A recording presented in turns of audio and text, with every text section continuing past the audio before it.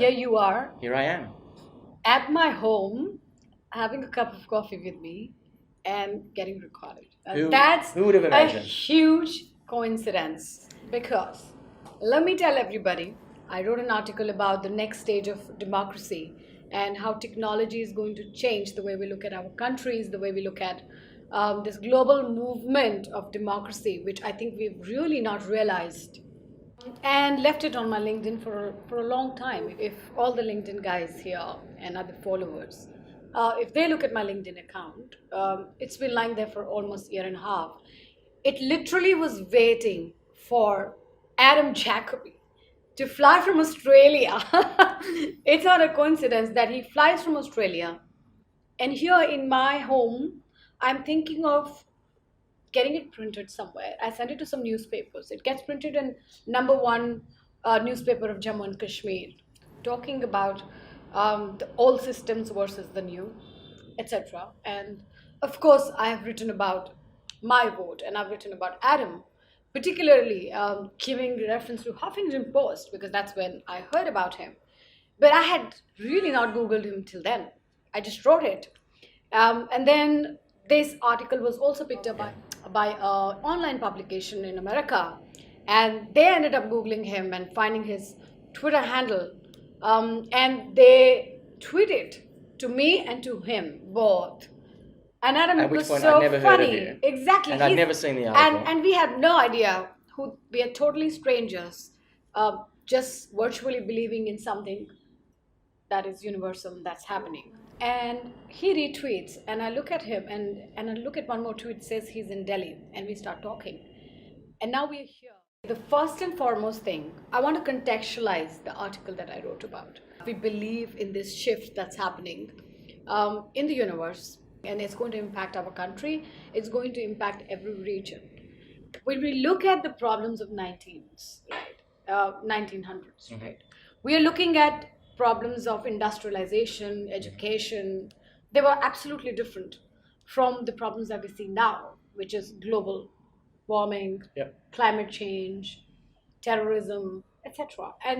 And both these absolutely need different policies. Well, I think, Yes. I think a lot of the development that happened in the 1900s were the precursor to the Yes. things that we're dealing with now. Yes. So the industrialization, the wealth disparity, they're the things that create terrorism. They're the things that create environmental problems. Right. So it's just next steps on the evolutionary scale. Yes. And we're in this particular window of time now. Yes. And so the interventions that are required are different. Yes. And we are talking about natural cycle of destruction and creation. Because if you really look at the evolution of mankind from how we've gone from gatherers and hunters to a tribal human being, from there to the kingdoms. From the kingdoms, we think we are in the democracy, But we're not. but we are not. We are in the representative Which government. is completely different to democracy. Yes. And we feel the next it is going to be real democracy. So why don't you tell the audience the real difference between democracy and the representative government? So I think at the most base level, the most obvious way to describe it is that politics is about power and democracy is about community decision making. So they're completely Power different things. and community decision making. Yeah, because democracy is about enacting the will of the people. Right. So if you're not asking the people what they want, how could you possibly enact their will? It doesn't make any sense. Correct. So previously, we had no technology which allowed politicians to actually enact the people's will because you couldn't go out and know what millions and millions of constituents wanted. But now we can. Yes. And so in a way, we were forcing our will on the people.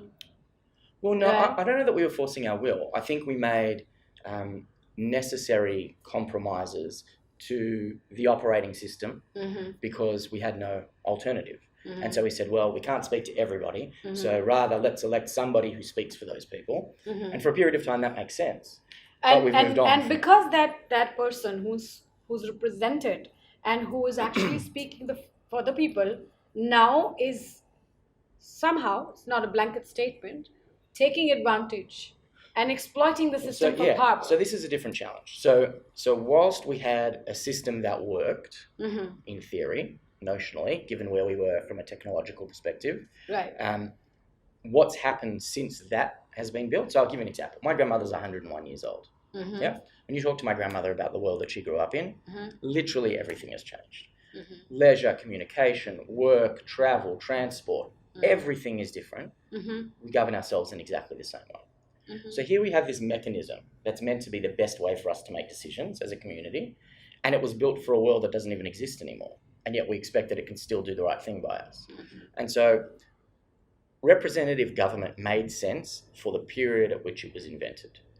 We've now moved on, and technology allows us to do it better, and we have a moral obligation to do it better. Because what the system that we've had before, this opportunity to have representatives who then compete in parties, has created a series of erosions over 150, 200 years that has meant that we've moved away from what democracy was meant to do, and it now is doing something very, very different.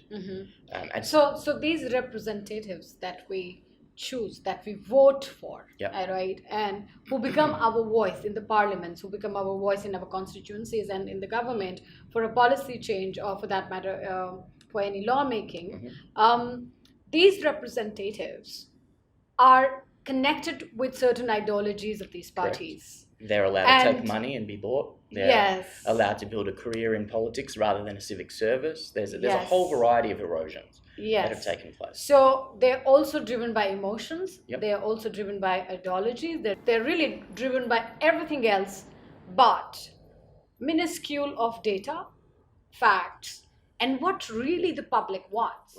Tell me more about your technology. Tell me more about this invention that I'm so fascinated with, that you're sitting here and we're having this conversation with great friends, just because your technology is something that I believe is going to bring that change. I genuinely believe that evolution is inevitable. Well, yes, and correct. You have invented something with blockchain, with artificial intelligence. That is the need of the hour, and it's happening at the right time.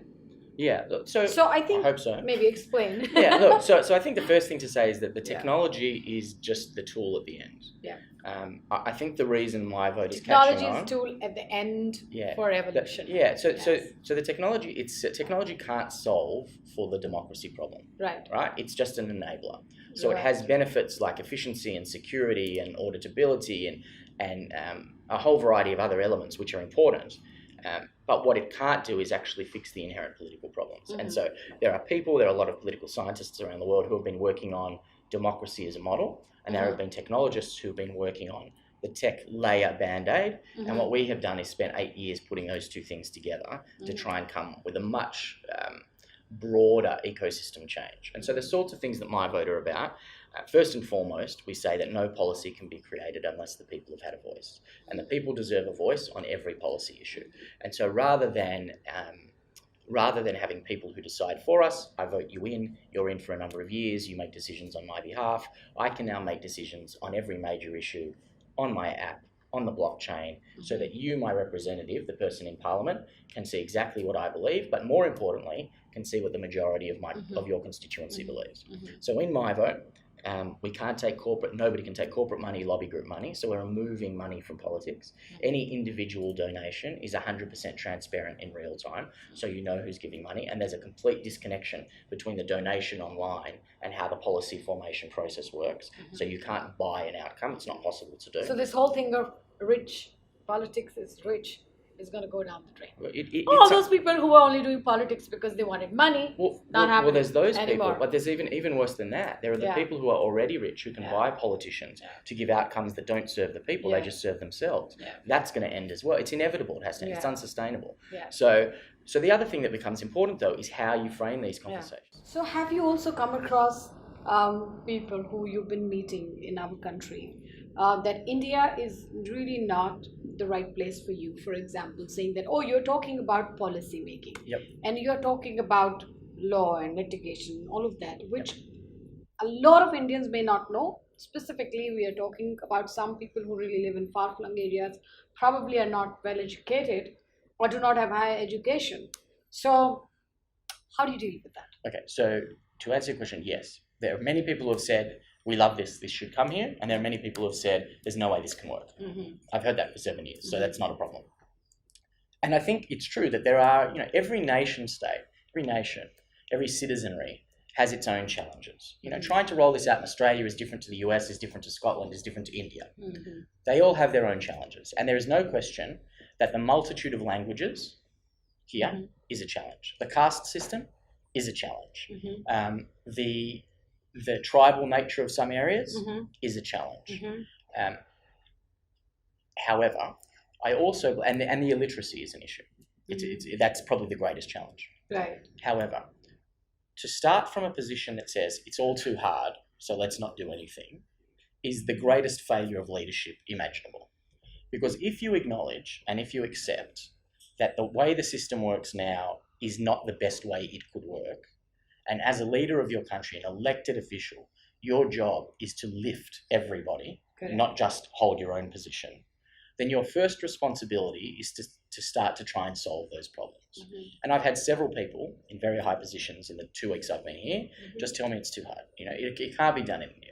The Indian people won't allow it to happen. Not because they don't want it, because they can't do it. I have a much greater faith in humanity than that. I think, one of the most significant experiences of my life was I spent a little time in Arnhem Land in Australia. Arnhem Land is the northern part of Australia where the Indigenous people live. And basically to go there as a white man, you have to be invited by the council. So not a lot of people get to go. It was a great honour. And when I was there, I got to meet the chief elder. He was very sick, he was in hospital, and I sat by his hospital bed. And we had a conversation about self-determination. And self-determination. Okay. And he said for 55 years, white men had been coming into his country, into his territory, and telling his people that they either had solutions or how to fix their problems. And he said, nobody asks us. Everybody presumes we don't know what our own problems are. Everybody presumes that we're not smart enough to fix these things ourselves. Nobody gives us the space to make our own mistakes so we can learn and get better at making decisions. That conversation really helped shape for me all of my thoughts about what my vote could be and should be, because quite aside from the Indigenous people who are oppressed and have been oppressed with structural architecture for a long time, though that idea of self-determination, the idea that you as a human being and I as a human being and everybody else in this room as human beings should have a right to be involved in the decisions that affect their lives, I think is fundamental to humanity. And so when we talk about consciousness and we talk about happiness, we've been talking about happiness for the last couple of days. I don't think it's possible to find any kind of inner peace and peace, any kind of inner peace and happiness if you have no control over what happens in your life. If every decision is made for you. And so, at the heart of the democratic conversation is this idea that people have to be able to have their voices emancipated. Now, we've built a much more sophisticated system than just that. So, it comes with transparency and education and a whole range of other things. And finally, and probably most importantly in terms of getting it done, it comes with accountability. And so even if you ask people what they want, and even if you educate them to understand the issues, and even if people feel now empowered, if there is nobody who's actually responsible for then delivering those outcomes that the majority of people want, what's the point? It never gets done. And so, our activity, our movement is about several things, but a large part of it is actually an end-to-end system change so that the people who want to stand up as civic leaders have a redefinition of what civic leadership is. Because it's not good enough to say, well, I'm going to be the politician and I might listen to what you have to say. Or I've heard you, I've asked your opinion, and 75% of you want to go this way, but I know better, I'm going to go that way. And since I'm the only vote that counts in Parliament, that's what we're going to do. That's not civic leadership. Your technology has to be used by the political system of the countries. Maybe. Yeah. So it can be used. For example, that if I see you as a threat, because now you're talking about you are giving voice to everybody. Independent of ideology, independent of money. Independent of emotions, independent of belief systems. You are giving voice to everybody. But that's not actually where the threat is. So people think the threat is in giving people a voice. The threat to the establishments, and that said, we're working with a lot of ministers and governments. And so there are people who see the opportunity. So I see is that the futuristic, the visionary, the authentic leaders are coming and empowering. Correct. That's exactly right. But the threat... And some of them, who are these people who are getting scared? So the threat is not in allowing every man and woman on the street to have a voice. The threat is in informing people and educating them about the issues properly, so that they can't be tricked into ideology. That's where the threat exists. Because what we have now is a binary system. We have binary conversations. You either vote for this or you vote for that. You vote for that person or you vote for that person. You either support the bill or you don't support the bill. The problem is that model of government presumes that there are only two choices on that issue, and it presumes that those two choices are completely supported with all of the data, and that's very rarely ever the case. Most things are not black and white. These issues that governments deal with and politicians deal with, they're complex issues, and they don't have only two choices. And the other thing is, as a human being, we're multi-dimensional human beings. You know, our consciousness is there, and we can want more than one thing at the same time. That's part of being human, right? So I can want, you know, the example you've already heard today, if we talk about asylum seekers and immigration, which is a massive issue all over the world, you know, Australia and Europe, it's huge. I can want to have national security and protect the borders, and at the same time want to treat people humanely and not torture people and not lock them away on offshore detention. And so the political system requires us to choose one of those things, rather than saying, no, you're a whole human being. You can have two separate emotions at the same time, two separate wants. And because political parties aren't able to compromise, because politics is about power, and power requires that whatever your idea is, I need to argue against it, independent of its right, whether it's factual. I have to argue, because if I concede that you might be right about this, then you might in fact be right about something else. And if you're right about more than one thing, you might get the vote instead of me. So I can't allow that to happen. So what we then have, we've replaced a solutions orientation, which is critical for good government and good decision. I mean, think of every business, all the business leaders. You went to Harvard Business School. I studied at Judge Cambridge. When you talk about great business leaders, you talk about great entrepreneurs, these are people who make more good decisions than bad decisions. And how do you make good decisions? By having the best information available to you. In government, we do the exact opposite. We make decisions based upon our ideology. That's what parties do. And say, our view of the world looks like this, and therefore the policy needs to look like this. It doesn't matter if the facts support that. There's no business leader in the world that would allow that kind of decision-making to happen. And we as citizens of the world need to demand a much higher standard of our leaders, our political leaders, in how they make decisions. As we just discussed evolution, it is inevitable, right? We've been evolving as human beings, biologically and psychologically and genetically. So this fundamental need of the hour that we are talking about is something that I feel maybe is also connected with the genetic evolution or the evolution of my mind, or whether humanity is going to go on the next stage. So maybe the young people of this country want this, of the globe want this, because they're genetically very evolved. They might connect. Well, actually, and we are talking to people who actually are from this generation or a generation before. So for them to come onto the same page, it's taking a little while, but they can't stop it. Well, I think it's right? I think that's true, but I think the genetics is one thing. Yes. I think independence of the genetic evolution. Psychological. We have a technological evolution, and I don't even mean the capability. I'm not even talking about the fact that we can build AI and we can do votes on the blockchain like we do. Right. Not even that. I'm talking about the younger generations that are coming through, because of the way that the world is customizing all of the information that comes in. You select what you see, you select what you watch, you choose who your friends are, you join things, you follow things. Their sense, and it's a great sense, their sense of self-empowerment in being able to control at least that part of their world, then becomes an expectation for the other things. So, you know, the ability that you can, I mean, think about when we were younger, you'd go to the store and you know, for those of us who are lucky to go to stores, and you'd go in and you say, I want to buy a pair of sneakers, and you go to Nike, and all of a sudden the Nikes would be there and it came in 3 colors and there were only 2 styles and that was it, yeah? And now, you know, my kids, they're on there and they're customizing their own shoes and it gets sent to their house in a week. There's this expectation that you can control things. And you can control your shoe, the color you want, the kind of lace you want. Right? Exactly. And so you can control your TV. You know, you grew up and you watched TV, and there was only 3 channels, and it was on at particular times, and you didn't have any choice. The television company decided what we would watch and when we would watch. Now all of a sudden with Netflix and all these sorts of things, you choose what you watch, when you watch it, when you stop it, when you start it again, how many episodes you choose. Yes. So what we're primarily talking about here is that the usage of artificial intelligence, blockchain, is going to be mandatory in the political system as well. So what I'm saying is, given that this is everywhere else, it has to come to politics because that's the expectation. Exactly. You can't just run the whole country with blockchain and AI and not touch politics. Correct. It's not going to happen. It's inevitable that it's coming. It's inevitable, right? Our Prime Minister, Mr. Modi, he's very futuristic. So he sort of capitalized on technology, and he did a lot of video conferencing, which was unheard in the past. And I don't think and a lot of people, I think, made fun of him at that point, saying that, oh, he's trying to be cool and young and hip.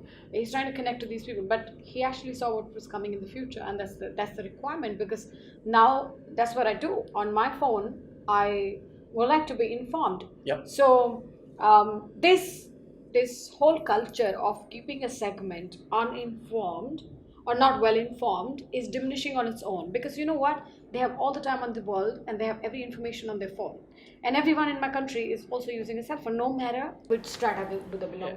Which I think is where we fall down from a leadership perspective and a consciousness perspective, is that there is a moral obligation for leaders to lift their communities. Yes. Not to go, it's too hard, but as long as I've got my position of leadership and authority, everything's okay. Yes. You know, I had somebody that I met with this week, who's in a significant seat of power here in India, tried to argue with me that democracy and politics are the same thing.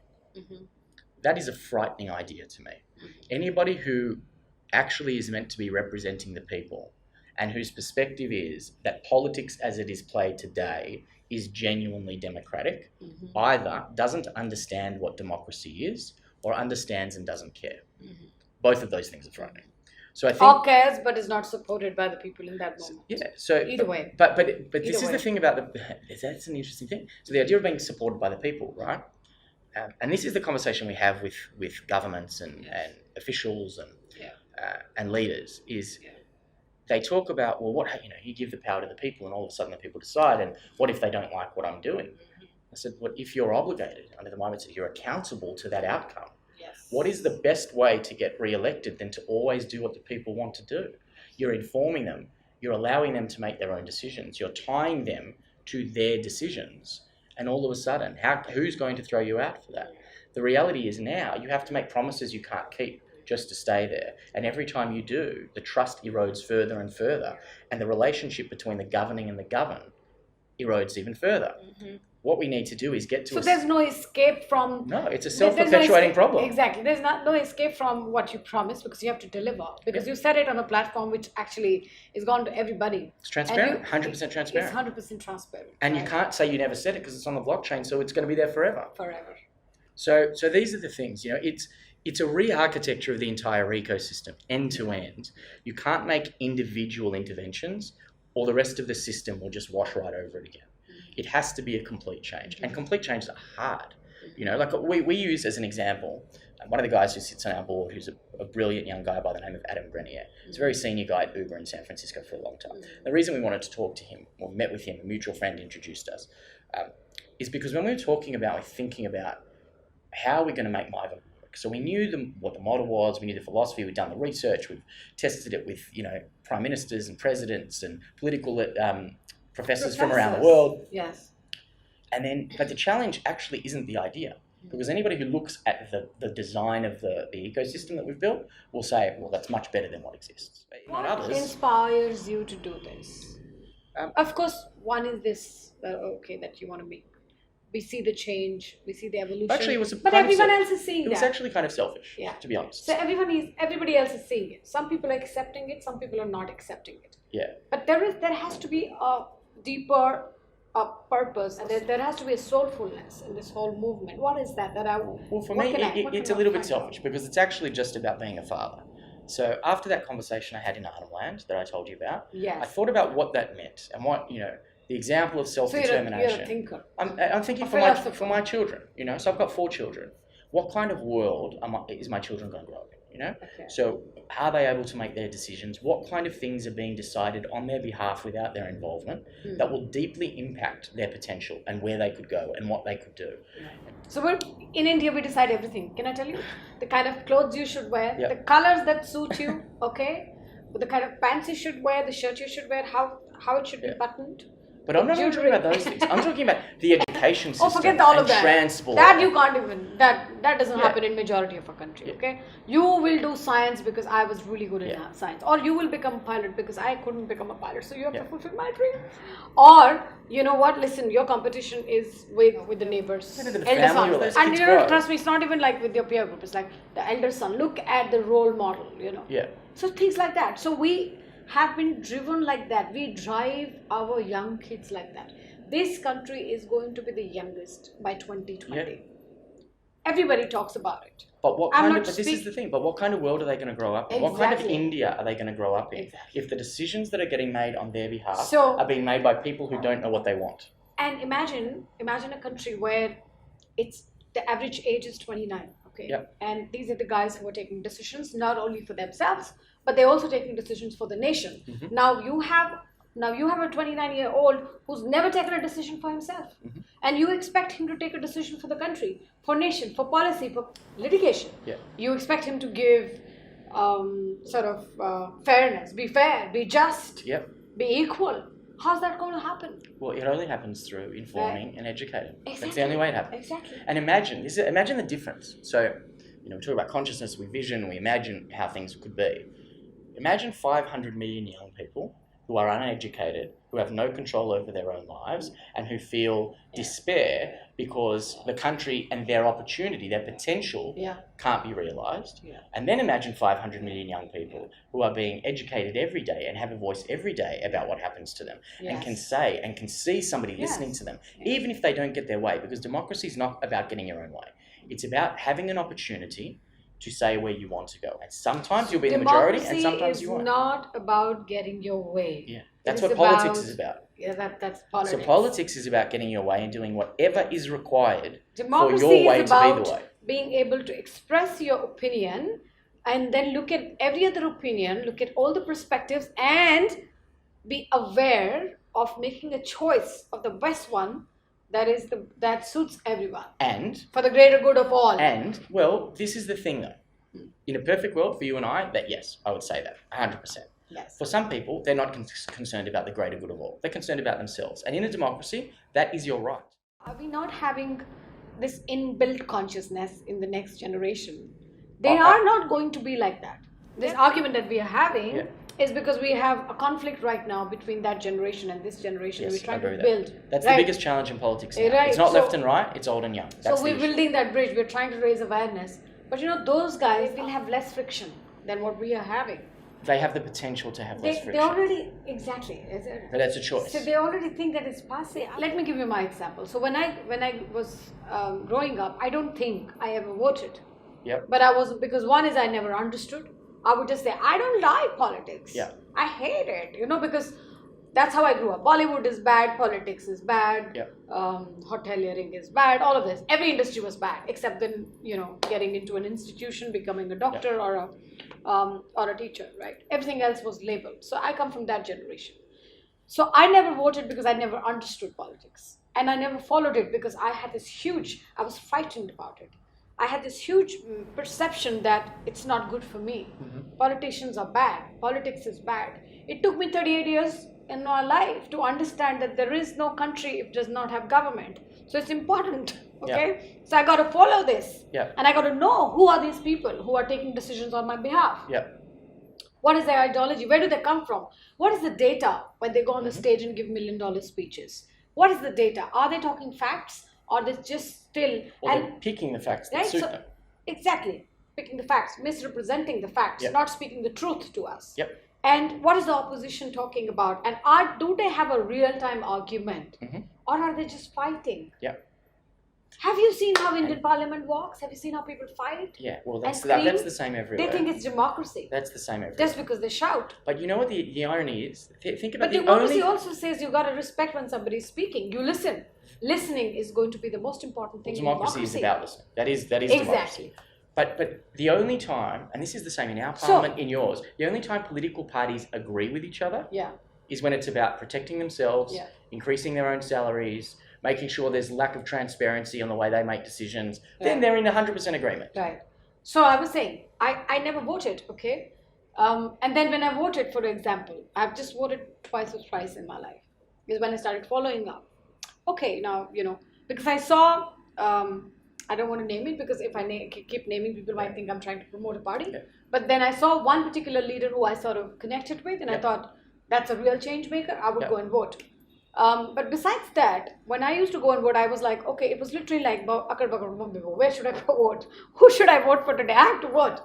I would just vote for a party because I like the party. Yeah. But I'm not really voting for a policy. Yeah.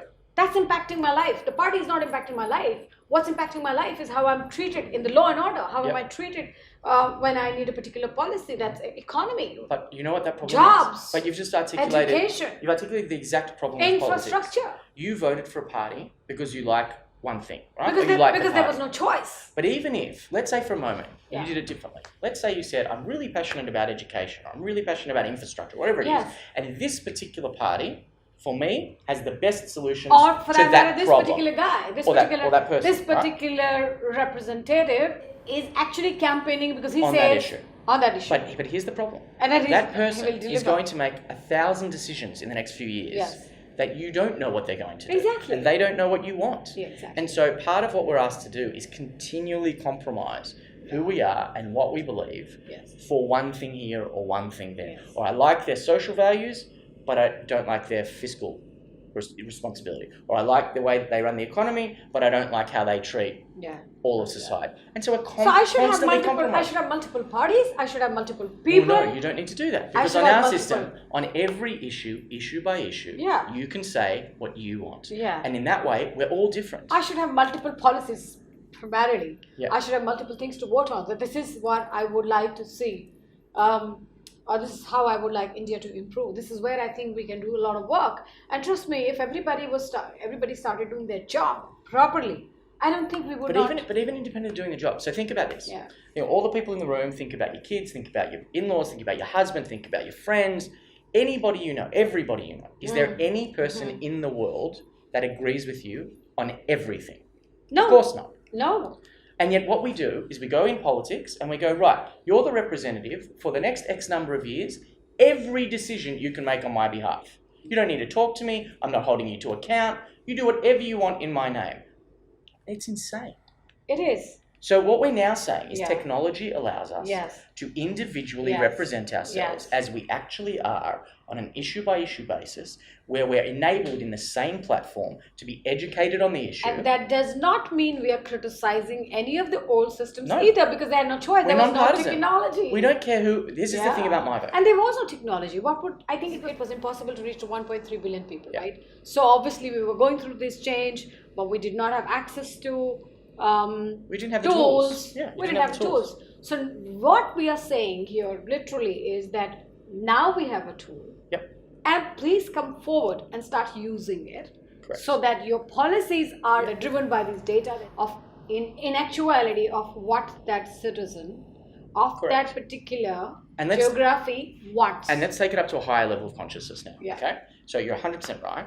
And now, some of my favourite people to talk to in the world are political philosophers, not professors, but philosophers. Because their argument, their question, and it's a very valid question, is democracy even the best system? Why do we even want to? Is it the best system? Yes. The problem with that question is we've never had it to be able to judge. And so our argument is it might not be the best system. We don't know if it's but we've never had it. Yes. Now we can actually do it the way it was intended, where democracy is about enacting the will of the people. You can't enact the people's will if you never ask them what they want. We can now ask them what they want. We can hold people transparently to account. We can actually manage with consensus. We can inform people so we make better decisions. And then, after we've tried to do it properly, can we make a determination if it's the right thing to do or not. But before we actually have it, to say it doesn't work or it does work is insane. Interesting. I talk to a lot of young people, right? Because I run a lot of programs for youth. I'm not talking about many as in millions, but I speak to a majority in a particular region, right? So when I talk to them, I know that they are very eager not to possibly pursue a political career or not to be the change maker or not to run another non-profit, but they are very eager to actually know what's happening in the system. They want to be informed. They want to take decisions. They want to participate in this whole process of decision making. Yep. And what they don't have is a platform, whether a physical or a virtual platform, where they can come together, they can interact with the stakeholders, and they can become a part of this whole process. So they are very open to this. It's not that they don't want it. So what we need to really look at it, who are these leaders in this country who really are vibing with this whole idea of evolution and are ready to let go of this petty power? Well, it's one. That's exactly right, and it's a step above. So we were here. We did a workshop. You got to be a bigger human being to say, okay, I want to be a politician, but you know what? I will not be as powerful. Yeah. I will not have a VVIP status. I also see there's a lot of ease that will also come to that person. A lot of people don't want to be politicians today, or the people running the country, because they're also scared. They think it's dirty. They think it's a threat to their life, especially when they work in dangerous areas. They think you are influencing the minds. They think you're the one who's responsible. You're the one who's controlling this whole bandwagon. But now you're just somebody who is a servant of the people, who's going to do the job because it's the people who are in control. Well, that's it. So we don't tell. We ask. So nobody's going to kill me any which way, because you know what? I'm not doing anything. But independent of killing. They want it. Independent of killing. That's a real threat in our country in some parts. It's about selling the message. That's why we don't have really good politicians in some places in our countries, because they're scared. They're shot. Yeah. But again, that's the difference between having to tell people and asking people. Because we think that they are taking decisions on our behalf. They're influencers, they're changing minds. But you know what? Now I'm not the influencer. The technology is telling me what they want, so I'm not doing it. They're doing it. But this is the irony. If you're part of a political party, you can't be an influencer and a leader. Yeah. Because unless you're the leader of that party. Yes. Because you're there to follow the party line. You don't have the capacity to say, I'm going to do what my people want, even though the party wants me to do something else. That's part of the problem. Under our system, what we're saying is we are going to make you sign a contract as a candidate. And unlike a political party that says you'll follow these policy positions, we're not interested in the policy positions. The people will determine that. We're going to hold you to 17 behaviours that are the same for every elected office everywhere in the world. Doesn't matter what country it is. These are the behaviours that will make you a more democratic candidate. Things like, I won't take corporate or vested interest lobby group money. I won't have policy unless my constituency has been asked. Policy won't be formed unless there's a 60% consensus. The constituency must be informed on every policy issue. So all these different things, different interventions. I won't serve more than 2 terms in the same seat, because being a political leader should be a civic service. It should not be a career profession. When you sign on that contract, and we were here, we've just trained a whole lot of people over the last week in India who are signing that contract, who are saying, I'm going to run at the next election. 150. It'll end up being more. who are going, I'm coming back in December to do another one. I'm scared who's listening to this conversation. Yeah, they should be scared. But there are a lot of people standing up and saying, I want to genuinely represent my community. And I'm happy to be held to a higher standard where I become personally accountable. So under our model, you as the candidate will sign a contract that will have massive financial penalties on you, the individual, if you breach the trust of the people that you are meant to be representing. That's never happened before. Yes. And the political parties are worried about that because we are holding them to a higher standard. And they don't want to be held to a higher standard because they've never had to be held to a higher standard before. And what we're saying is, in the absence of your leadership taking us in a better direction, we will create some measures that will make people act in the way democratic leaders should act. Yes. And anybody can come. And anyone can come. Independent of where they are on the political spectrum, age, gender, religion, race, caste, we don't care. Yes. You're a citizen, and if you want to genuinely represent your community and ask their opinion and lead them with their voice, we want you. Yeah.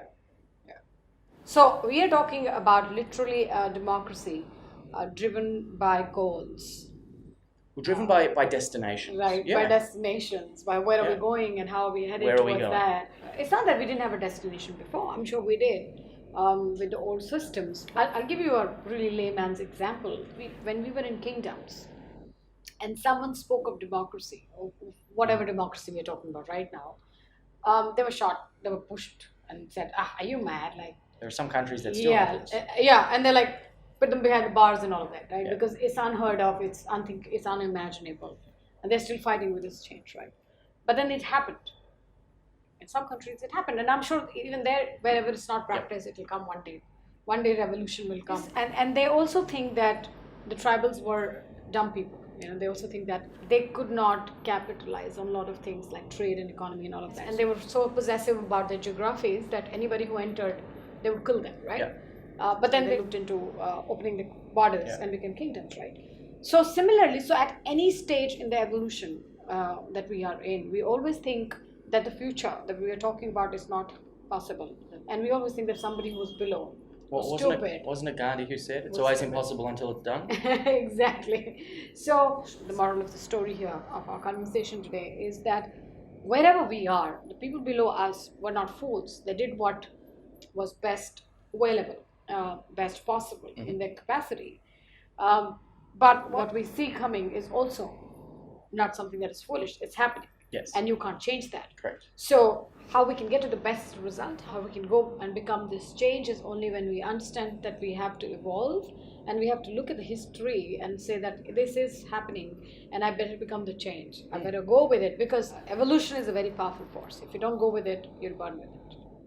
I'm an Indian. I should know this answer. But why I'm asking you is that at times when you are trying to fight a particular dogma, when you're trying to understand a particular problem, and when you are a part of the problem, you may not be able to see the bird's eye view. You may not be able to have the satellite point of view because you're a part of the problem. You only see the problems all the time, right? So in our country, we also see, when you're talking about youth, and we are talking about them raising questions based on data and being intellectually humble and making sense, and then learning also a way to communicate it rather than just fighting, creating processions. But how do we inspire these young people to go on this path of happiness, go on this path of peace, go on this path of being who you are, and asking what you want for the greater good of all, and yet not being rude and loud and I think it's just the alternative to that is more of the same. And what's going on now is not getting better, it's getting worse. And so if you don't like division, and you don't like not having a voice, and you don't like the fact that you don't feel safe in neighborhoods, and you don't like the fact that there's wars starting every other day for no good reason, then you have to stand up and do something. Change is hard and it's uncomfortable, and we all have our own levels of comfort with risk. But the reality is this, that what's wrong, and if you're not prepared to do anything about what's wrong, then you can't complain about what's wrong. So what do you think has happened over the years in the Indian history, that when you see a couple in a park, there'll be people around them. Okay, they want to see what's happening, and they will try and stop them, and then there will be sometimes police, everybody else trying to morally correct them and create an issue about it. But when they see in the same park there's a woman who's getting harassed, or there are two men who are fighting with each other, they don't go. The police doesn't come, the people don't participate. What is it? I think that's... So give me the bird's eye view. Well, that I don't know. I'm not a psychologist. So I know that there are a lot of psychological studies about that kind of behaviour, and when people intervene and when they don't intervene, and I think it's a variety of a whole lot of different things. But part of it is personal safety and whether you feel safe to interject in those things. Other people other arguments I've heard is that people are more isolationist, and so they don't want to get involved in anybody else's thing. But I don't think... I think we as human beings need to have much greater care for each other. And so, for me, that represents itself from a democratic perspective, that, although I'm a white man who grew up in an educated household in one of the richest countries in the world, I'm privileged. Globally, I'm privileged. And you have to acknowledge your own privilege. Because if you're not prepared to say, well, yes, I have, and I can say, and I have some authority, and I have some power, and I have some influence, but I don't deserve it. I was just born like this. I did nothing to deserve it, right? So my voice is no more worthy than any other person's voice. We share the roads, we share the air, we share the planet. So why should my voice be worth more and have greater weight than somebody else's when they're going to have to live the same experience? And so until we have that kind of acknowledgement for other human beings, I don't think it will get better. So that's what we need, in my opinion, young people to start thinking about. Thank you, Adam. It was lovely talking to you. Thank you. It was my pleasure. Thanks for having me. Thanks for writing the article. Yes. Thanks for inviting me into your home. Yes. And I'll be back. It was a lovely soon. Conversation. I'm glad we could record some of it. And maybe a lot of them will watch it and get inspired. And we've given them a little bit of food for thought. And they can sit on their sofas in their drawing rooms and have a conversation with their friends. Indeed. And that's the whole idea of this episode. Thank you. Thank you. Thank you. Bye-bye.